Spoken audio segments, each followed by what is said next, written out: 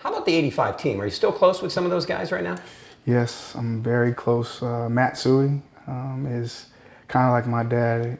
My dad in charge right now. Is he really? Yeah, he's a great man. My dad kind of left him in charge of everything when he passed away, and Matt has done nothing but the best job to take care of me and my mom, my sister, and just make sure that we're okay, and also preserving my family's name and my dad's name, and making sure that everything's okay, because it's a tough job. I mean, he's not here anymore, and we have to be my dad's eyes and ears. Mm-hmm. And, it's a hard job, but Matt has been that guy who's always been around for us, and I can't thank him.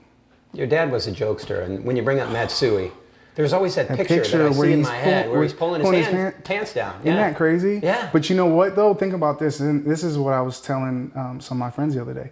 You think about how my dad and Matt's relationship. So think about, my dad was the running back, but Matt was always blocking for him. He was always setting up blocks for him, and he was always making sure he always had his, best heart and mind on the field. And right. I think that's awesome. And they lived their life like that. So when you see him pulling down his pants, that just cracks me up, That's a great picture. Yeah, that's awesome. Who was your favorite on the '85 team? Probably Jim McMahon. Other than my dad, Jim McMahon. My dad was like my favorite. Sweetness.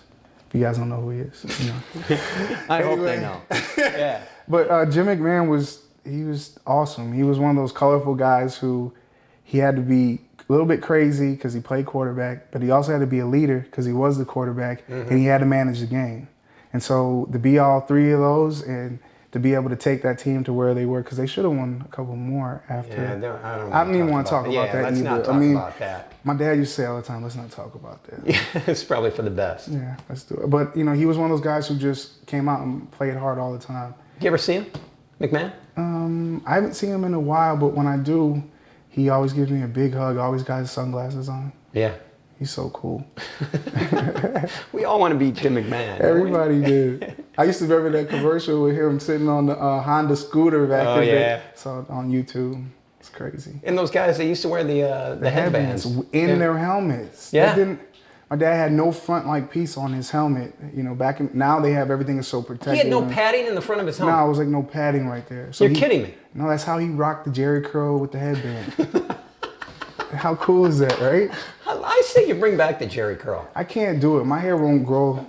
That's why I keep it like this. Mine grows like Screech from Saved by the Bell when I grow it out. Yeah, it's a bad look. It's not good at all. Hey, come on. Jerry curl and a headband? He was like the man. That's like the coolest thing ever. Do you have any stories about your dad that no one's really heard? It seems like we've heard so many stories about your father, but something behind the scenes. Did he used to cook? No. Tell me about Walter Payton at home.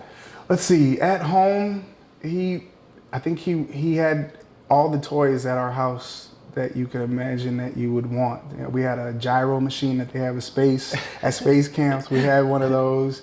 He had a cannon that he would always shoot off, a little tiny cannon. We had a shooting gallery in our basement. Really?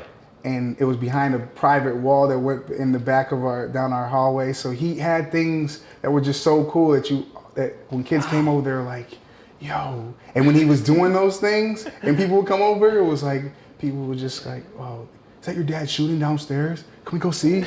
Like, yeah, if you want to. It's just one of those things. Yeah, one of those things. He was just the coolest guy. He was the coolest guy ever, but he was so fun to be around. And he made everybody people he didn't know, he made them feel so comfortable. Right. And I think that was the cool thing about him.